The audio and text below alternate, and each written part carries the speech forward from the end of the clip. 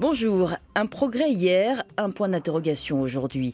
Libération ouvre ce mardi le dossier de la contraception orale en donnant la parole à 4 générations de femmes.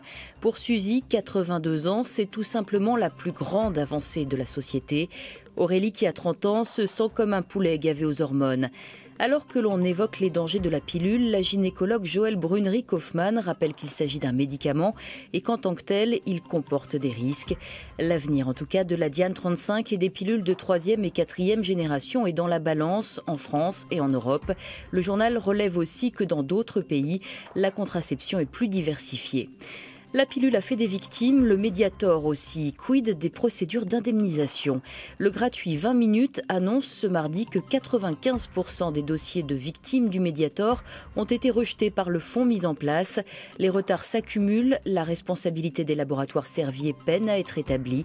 À lire le cas de Corinne, que des experts ont reconnu comme victime du Mediator, mais qui n'a pas été indemnisée.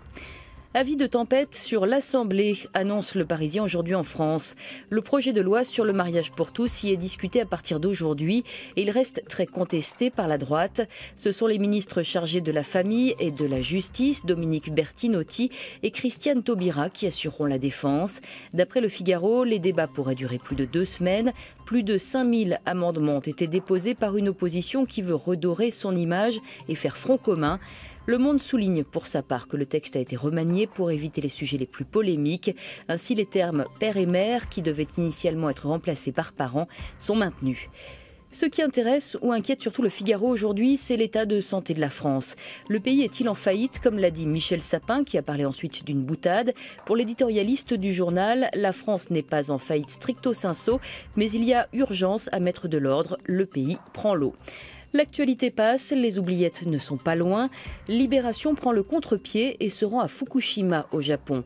Près de 2 ans après la catastrophe nucléaire, des brigades de décontamination sont à l'œuvre.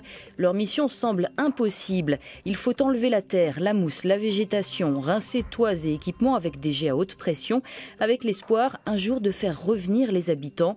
Pendant ce temps, à Tokyo, l'actualité passe. Le gouvernement semble prêt à relancer des centrales nucléaires.